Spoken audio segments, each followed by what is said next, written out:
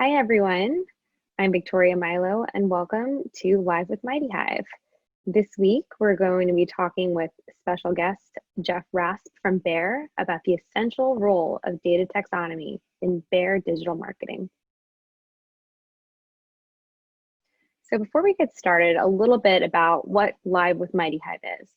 They're half-hour sessions with digital marketing experts where we deep dive into their areas of expertise, and we want to share them with our clients and our friends. So you can subscribe at livewithmightyhive.slashdot.com to see all of the episodes, past and future, and then don't hesitate to reach out if you have any questions, feedback, or episode ideas to live@mightyhive.com. So MightyHive is a new breed of media consultancy. So we have a couple of our clients that we're really proud to work with on the right, including Bear. So if you want to learn more about the work that we've done about taxonomy across these clients or other projects, reach out or visit us at mightyhive.com. So before we get started today, a couple housekeeping items. The whole recording will be available later and you're going to get it in your inbox, and there's going to be a live Q&A at the end. So the little symbol on the bottom, feel free to put any questions that you have along the way and we'll be sure to answer them. So a 10,000-foot view on taxonomy. So there's things that we can control about our data and things that we can't. So in its most simplest form, data tied to policy is out of our hands. The information that we get back from the platforms is going to change depending on government regulation and the policies of all the tech platforms. The things we can control is the data that's tied to our naming conventions and taxonomy. What we put in is exactly the same as what we're going to get out. So this quote really embodies data taxonomy to me. An ounce of prevention is worth a pound of cure. So Ben Franklin knew what he was talking about even way before data taxonomies existed. So I'll tell you why. So the price of poor data. So if you don't really think about what you're going to put in beforehand, you might wind up in the position as these two marketers.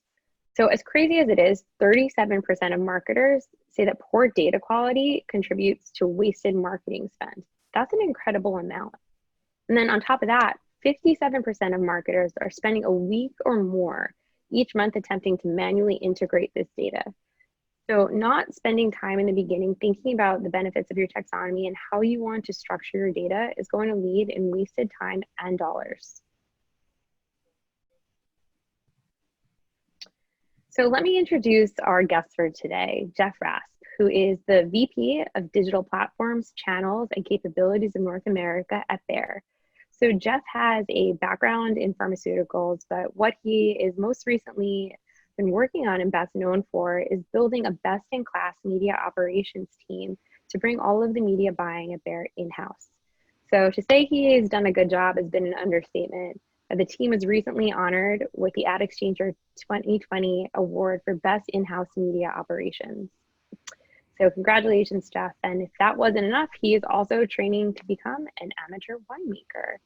So if things don't work out in media, he's got a new future plan. So I'm going to set us up and just start to talk about our first question before I jump into questions with Jeff. So a question that we get a lot from marketers is, what is a digital media taxonomy and why is it even important?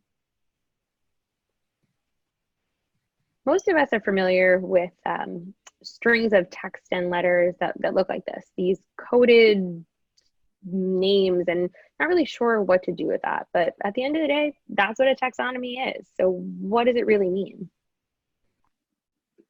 So what we just saw is a taxonomy, and it's just a standardized set of different segments that are strung together that allow for seamless integration of data sets. So the individual elements that you're seeing, if you look on the left here, this is how it breaks down. Each one of those segments are pieces of information that are important to your business, whether it be breaking down the days or the time that the media has run, which business units it applies to, the campaign names, or even the channels. Anything that's important to your business can be broken down and included in your taxonomy. This does not have to just apply to paid media. It can extend to any of your on-site tagging, any of the variables that you're collecting that way.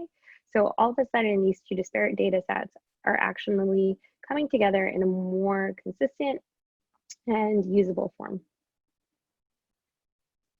So you might be asking yourself, what are the actual benefits of having a detailed and standardized taxonomy? Well, the first part is you're going to have a detailed measure. You're going to be able to see actionable trends, correlations, and insights across data sets that otherwise would have required a lot of manual effort to bring together and not necessarily be able to glean insights from right away. One of the fields that you can put into your taxonomy is your audience. So you're able to break down how your audiences are performing across campaigns, across platforms, if that's something that's important to you and included in your taxonomy. You'll have cross-channel consistency. Your social data, your programmatic data, anywhere that you're running media is now going to follow the same standardized set of rules for how you're naming all of your different ad units, your placements. So these data sets, even though they might seem like very different platforms, are able to be combined, and you'll have a 360 view of your media. And most importantly, and I know Jeff is going to talk about this one a lot, is your speed to insight. That 57% of marketers that was manually joining data and spending weeks every month trying to see how it all fit together and what the story was, all of that is virtually going to be eliminated if you follow your taxonomy rules and governance consistently across all of your channels. You can see what's happening right away, your paid media dollars, your insights, your impressions, all of that is going to be available in record speed. So our next question here, and this is where, Jeff, I really think we can start collaborating on this one. I know we've talked about some of these topics in the past, but what are the first things you need to do to build a data framework and a tiered structure in order to actually activate on your taxonomy now that we know the basics about it? So your taxonomy really needs to include discovery from a variety of different people, because the first thing you're going to want to do is outline your KPI framework. Understand which dimensions are going to be important for your taxonomy. What do individual business units need? Does marketing need something that's different potentially than finance? How does it work to support the broader group and really impact those business decisions? So from there, you actually are going to want to see what all of the variables are for each of those dimensions. You need to map those KPIs to individual measures and dimensions. So make your list. If you need to know, break down, for instance, seasonality. Is it fall and spring? Is it Q1, Q2, Q3, anything like that? So have those conversations up front, understand how people want to understand their data and what's going to be valuable for the broader organization. So Jeff, this is where I'd really like for you to pick it up. What do you really do next in terms of activating and bringing into your taxonomy to life now that you understand the different dimensions and the stakeholders' KPIs? Then, as you saw with that slide a few slides back, you need a translation table, metadata, that takes those acronyms, those long strings, brings them in, cuts them up, and makes them common speak. Because ultimately, if you're going to be running a report and you're running a report that just has acronyms, no one is going to know what you're trying to measure, what you're bringing forward, and all of the insight that's available to them. With a simple translation document, any of the reporting that you then would do would pass what specifically was the point of measure, and allow you to have insight for anyone who's opening up those reports. And then really the most important, and I can't underscore this enough, is building it. It's not a build it and they will come or they'll adhere. It's a build it, and you better put the time in to ensure there is a governance model. There should be a discipline for QA and QC. You should be checking to make sure that there isn't any leakage where people are not adhering to that full structure. You should be creating rules and guardrails for any of your partners or your team who is ultimately responsible for creating it. Traffickers are your lifeblood, and making sure that they understand and have the information to be able to do it properly is absolutely key to your success. To me, that 57%, or no, that 37% lives into a problem where they may have done this work, but they didn't take the time to create the governance, and that's why it still comes in kind of messy. Wow. Yeah, you clearly put a lot of work and thought into this process. So now that the taxonomy has been kind of running smoothly for a little while now, what are the benefits of a well-planned media taxonomy, ones that you're either realizing or hoping to realize in the future? Yeah, for us, we're far more nimble now as it comes to reviewing and reporting on performance and seeing where we're getting the performance that we want and where we're not, and we're able to optimize in real time, right? We were able to move media investment very quickly to capitalize on great opportunity and walk away from the stuff that is performing poorly. I can't even begin to put a dollar amount on that, right? Because ultimately, a well-spent dollar it produces dividends for what your ultimate objective is, which is driving your brands. The other is the accessibility and the dimensionality and the ability for you to break your reporting down for any of the stakeholders that you work with. My consumer insights team, they want to see one set of reports. My CEO or the president of my division wants to see a specific set of reports, say a spend report. When you're running a cross-channel taxonomy, it's immediate. When you're running reporting where you're trying to pull spends across multiple platforms, I've lived with an agency where that was the reality, and I had to anticipate the ask because it was anywhere from 2 days to 2 weeks to get all of that together, as opposed to being able to do it. And again, speed to insight is absolutely paramount to what you're building. Wow. So speed really is the name of the game here. Yeah, in this world where we are required to optimize every dollar, this is foundational to realizing that as your vision. Amazing. So once things are up and running, you guys clearly have been nimble and benefiting a lot from this. Yeah. What happens after you're done building it? Does everything just run perfectly? Is there maintenance required? How do you think about next steps? Yeah, flawless. We actually don't even have to touch it. No, only kidding. There is a group of folks who is responsible for the upkeep, constantly doing the review, the audits, setting up the rules to ensure that if there are anomalies, they're identified quickly. Hopefully setting up that governance and making sure that there are rules and guardrails. That's where you spend your time.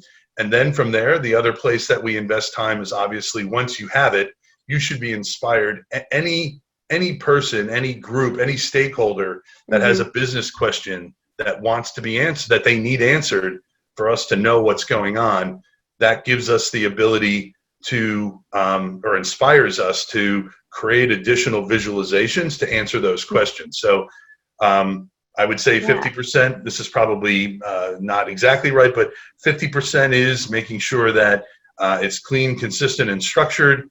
And 50% you should be thinking about what other business questions do I want to be able to answer. Yeah, that's a great point, Jeff. I feel like a lot of times when people think about data or media taxonomy, they think about it, in a silo just with the media team. But like you said, it extends to other business units. You really start to be able to answer questions. Yeah. It identifies, our consumer insights team, right? It identifies trends. Our brands look for some of the insight for how particular messages are performing. There's a ton in there, and if you build it right, you're able to answer those questions with the right information. Yeah, amazing. Well, Jeff, I have one more question for you, and then we can jump into our Q&A. But what's the top piece of advice that you would give a team who's just starting out on developing their taxonomy? Yeah. Be sure you're thinking through and talking to all of your stakeholders.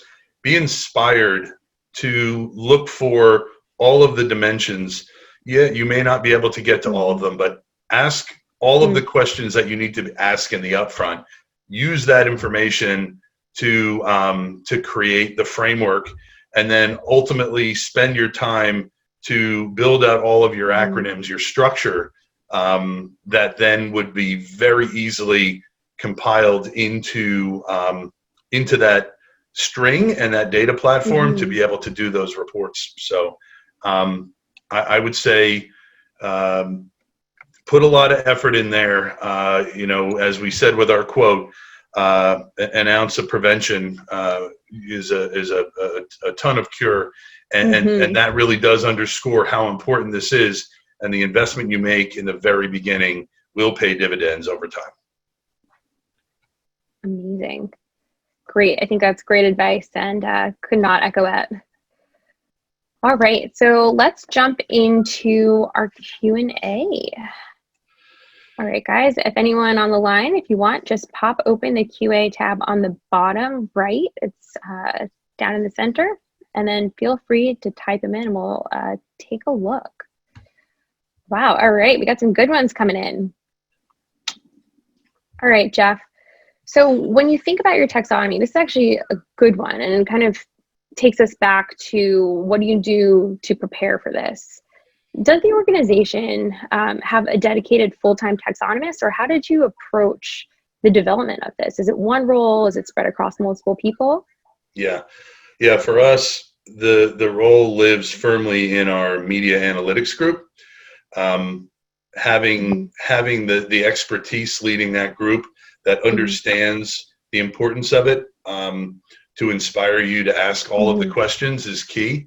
I wouldn't say that we have someone that was skilled in the development of a taxonomy specifically, but the skill set is someone who is very analytical thinking, right? Obviously, that's going to be on that team, and understands kind of the construct and the ability to pull metrics together and be able to measure more broadly. Yeah, I agree. I've definitely seen having the combination of multiple teams work together and think through it. Kind of building off of that, we got another question that plays into it. What were some of the most interesting taxonomy constraints you encountered? Yeah. I don't know if they're constraints as much as they're inabilities of some of the platforms. So again, not all platforms allow you to pass all metrics, right? Getting comfortable with whatever has to be imperfect is one of the things that we came across pretty early and figured out how to navigate. Where possible, we're constantly having conversations. It plays into, look at retailers, right? Can retailers support the taxonomy structure that we have? Right now, we're in the process of learning that. Some of them can. Some of them are struggling, but we're working with them, asking them and inspiring them to have the same requirements that we have, while understanding that they have their own taxonomy they have to live into. So there have been a number of areas that we had to get comfortable being uncomfortable. But at the end of the day, buckling down and finding solutions, or just getting comfortable with gaps until which time you can fill them, but managing for them in your taxonomy. Yeah, that's a great point. Jeff, expanding upon that a little bit, you mentioned some of the cross-platform constraints. Can you dive into that a little bit more and how you decided to make decisions that would support the various different channels? Yeah, well, we started with the questions of what did we want to report. Then from there, we ultimately built our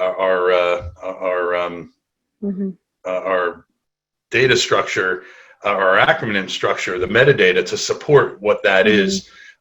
We were inspired when we were doing that to not think about platforms and their ability or inability. We simply made sure that we were capturing every dimension that we would want to report on. If we can pass it, we pass it. If we find that we can't, we don't. So I would say that for us, we've gotten comfortable with what we can pass and what we can report.